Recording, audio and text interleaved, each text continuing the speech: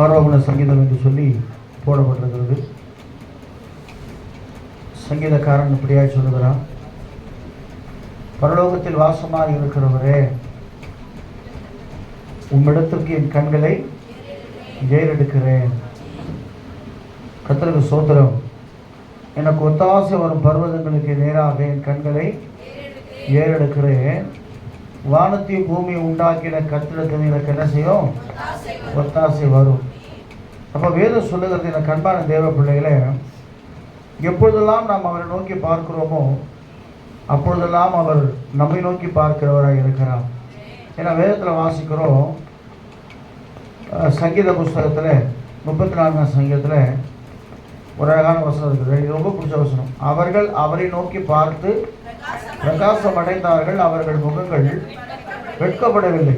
ஏன்னா சங்கீதக்காரன் இப்படியா சொல்கிறான், இதோ வேலைக்காரரின் கண்கள் தங்கள் எஜமான்களின் கையை நோக்கி இருப்பாங்க. ஏன்னா வேலை செஞ்சு முடித்த பிறகு கூலி கொடுக்கணும் இல்லையா? அப்போ பாப்பா அவர் எஜமான் எப்படி கொடுப்பாரு, என்ன கொடுப்பாரு? அதனால் ஆண்டவராக இயேசு கிறிஸ்து வெளிப்படுத்தல சொல்கிறார், அவனவன் கிரியைக்கு தக்கதாக நான் அளிக்கும் பலன் என்னோடு கூட வருகிறது. எல்லாருக்கும் உண்மையாகவே நமக்கு ஆண்டவருக்குள்ள நம்ம எவ்வளவு பிரயாசப்படுகிறோமோ அந்த அளவுக்கு அவர் நிறைவான ஆசீர்வாதங்களை கர்த்தர் நமக்கு தருகிறவராக இருக்கிறார். இல்லையா சொல்லுவோமா? அப்போ இந்த சங்கீதக்காரன் சொல்றான், இதோ வேலைக்காரன் கண்கள் தங்கள் எஜமான்களின் கையை நோக்கி இருக்குமா போலவும், வேலைக்காரியின் கண்கள் தன் எஜமாட்டியின் கையை நோக்கி இருக்குமா போலவும், எங்கள் தேவனாகிய கர்த்தர் எங்களுக்கு இரக்கம் செய்கிற வரைக்கும் எங்கள் கண்கள் அவரை நோக்கி, ஆமாம், இரக்கம் செய்கிற வரைக்கும் நம்ம அவரை விடக்கூடாது. லூக்கா சுவிசேஷம் 18ஆம் அதிகாரத்தில் ஆண்டவர் ஜபத்தை குறித்து ரொம்ப அழகாக சொல்கிறார் இல்லையா?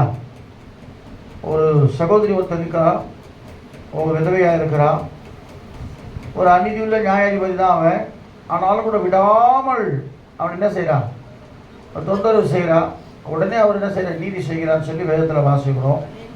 அதுபோல் தம்முடைய பிள்ளைகள் இரவும் பகல் நோக்கி கூப்பிடுகிற வேளையில் அவருக்கு இரக்கம் செய்யாதிருப்பாரோ அப்படிங்கிறது. யாக்கோபை குறித்து வேதத்தில் வாசிக்கிறோம். ராம் முழுவதும் என்ன செய்கிறான்? அவன் போராடி ஜெபிக்கிறான். தேவ சமூகத்தில் எப்படியாவது என்னுடைய வாழ்க்கை மாற்றப்பட வேண்டும், யாக்கோபு என்கிற என்கிற வாழ்க்கையை மாற்றப்பட வேண்டும் என்று சொல்லி ஜெபிக்கிறான். ஆண்டவர் சொல்லி, நீ யாக்கோபு இல்லை இஸ்ரவேல் சொல்லி ஆண்டவர் சொல்கிறார். அப்போ நாம் சில நேரம் என்ன செய்யணும் சொன்னால், கொஞ்ச நாள் ஜெபம் பண்ணுறோம், சில காரியம் நடக்கலன்னு சொன்னால் நம்ம என்ன உடனே என்ன செஞ்சிடும்? ஜெபத்தை மாற்றிடுறோம். நம்ம ஜெபம் மறந்து போகுது. அப்படி இல்லை, இந்த சங்கீதம் ரொம்ப அழகாக சொல்கிறாரு.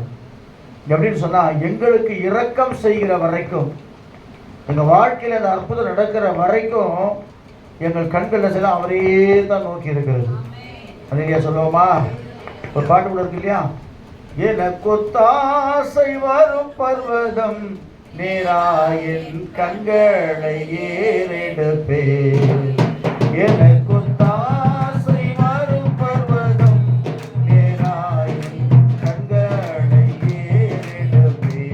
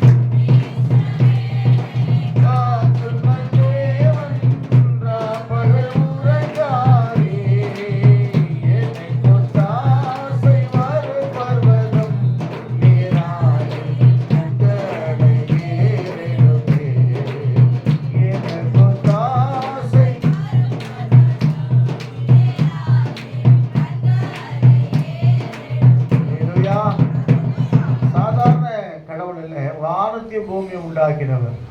அதான் பரலோகத்தில் வாசமா இருக்கிறவரே அப்படி சொல்கிறேன். ஏன் நான் அந்த காரியத்தை நான் செய்கிறேன்னு சொன்னால கவனிங்க. திரும்ப திரும்ப நான் சொல்கிறேன், நம்ம அநேக நேரங்களில் மனுஷரை நோக்கி பார்த்து பார்த்து நம்ம முகங்கள் வெட்கப்பட்டு போயிடுது. நான் அடிக்கடி சொல்லுவேன், நான் சொல்கிற தைரியமாக சொல்கிற காரியம் அதுதான். மனுஷன் நோக்கி யார் பார்க்குறீங்களோ நீங்கள் வெட்கப்பட்டு போயிடுவீங்க.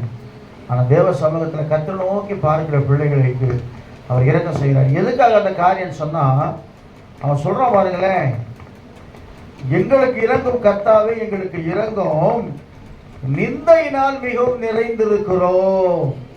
அப்ப என்ன நிந்தை? நிந்தை அவமானம். நிந்தைனா சொல்ல முடியாத ஒரு துக்கத்தினாலே நிந்தை, பழிக்கிற பழி சொல். மற்ற காரியம் அண்ணால குறித்து வேதத்தில் வாசிக்கிறோம் இல்லையா? தன்னுடைய சக்கரத்தை ஆகிய பெண்ணினால் பயங்கரமாக அவங்கள என்ன செய்கிறாங்க? நிந்தைக்குள்ளாக்குறாங்க. ஏன்னா இவங்களுக்கு குழந்தை இருக்குது, அவங்களுக்கு குழந்தை இல்லாதனால அந்த நிந்தைனால ஒரு நிறைந்து இருக்கிற ஒரு வாழ்க்கை அது மாற்றப்பட வேண்டும் ஆண்டவர் என்று சொல்லி அதுக்கு தான் அவர் நோக்கி பார்க்கிறார்.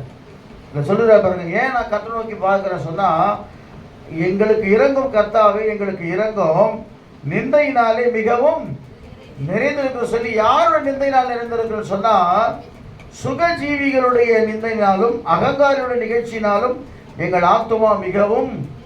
சுகஜீவிகள் நல்ல ஆடம்பரமாக வாழ்கிறவர்கள் மற்றவரை பார்த்து என்ன செய்வாங்க? ஏளனமாக பேசுவாங்க. நாங்களாம் எப்படி இருக்கோம் பார்த்தீங்களா, நாங்களாம் எப்படி வரோம் பார்த்தீங்களா, எந்த காரில் வரோம் பார்த்தீங்களா, நாங்களாம் எப்படி அப்படி சொல்லி நிந்தையாய் பேசும்போது சுகஜீவிகள். சுகஜீவினா என்ன தெரியுமா? எப்போதும் சுகமாக இருக்கணும், சௌக்கியமாக இருக்கணும், அவங்க வாழ்க்கையில் சோகமே தாங்க மாட்டாங்க.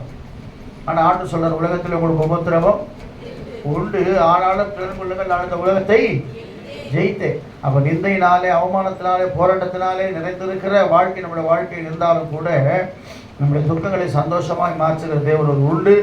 நம்ம வருத்தம் நோக்கி பார்க்கணும் இல்லையா? சங்கீதத்தில் இந்த வசனம் ரொம்ப பிடிக்கும். அவர்கள் அவரை நோக்கி பார்த்து பிரகாசம் அடைந்தார்கள், அவர்கள் முகங்கள் வெட்கப்பட்டு போகலை. ஆண்டுடைய முகத்தை நோக்கி நம்ம பார்க்கிற வேளையில அவர் நிச்சயமாய் தன்னுடைய பிள்ளைகளுக்கு அவர் இறக்கம் செய்கிறவராக இருக்கிறார். சொல்லிவிட்டு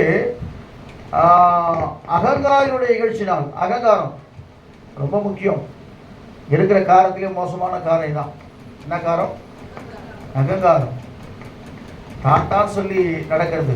நான் நிறைய பேரை பார்த்துருக்கிறேன். யாரெல்லாம் பெருமை உள்ளவனுக்கு தேவன் எடுத்து இருக்கிறார், தாழ்மை உள்ளவருக்கோ அவர் கிருபை அளிக்கிறவராக இருக்கிறார். என்னதான் நம்ம வாழ்க்கையில் ஆண்டவர் நம்ம ஆஸ்வதிச்சாலும் கர்த்தருக்கு ஸ்தோத்திரம், நம்ம தாழ்மையோடு நடக்கும் பொழுது கர்த்தர் நம்மை இன்னும் அதிகமாக ஆசீர்வதிக்கிற தேவனாக இருக்கிறார். இப்படிப்பட்ட ஒரு நிந்தையிலே நிறைந்திருக்கிற நான் உண்மை நோக்கி நான் பார்க்கிறேன். எப்படி பார்க்கிறேன் சொன்னால், பெருமையாக பார்க்கல.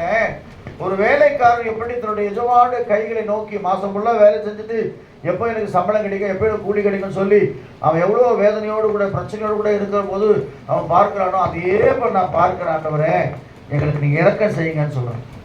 வெளியே சொல்லுவோமா? 2 பேர் போகிறாங்க இல்லையா தேவாலயத்தில். ஒருத்தனா சொல்கிறான், நான் காணிக்கை கொடுக்குறேன், தசமம் கொடுக்குறேன், இவனை மாதிரி கிடையாது, நான் பயங்கரமான ஆளுன்னு சொல்கிறான். இன்னொருத்தனா சொல்கிறான், 7 அடுக்கு கூட துணியாமல் நான் பாவியாக இருக்கிறேன், என் மேல் கிருபையாய் ஏதோ பண்ணுறான். கர்த்தருக்கு ஸ்தோத்திரம். ஆனால் அவன் தான் மன்னிக்கப்பட்டானுங்கிறது பைபிளில். ஆக எனக்கு அன்பான தேவ பிள்ளை, இந்த காலை வேளையில் ஒரு வேளை அநேக நாட்களாய் நீங்கள் ஆண்டை நோக்கி பார்த்து கொண்டிருக்கலாம்.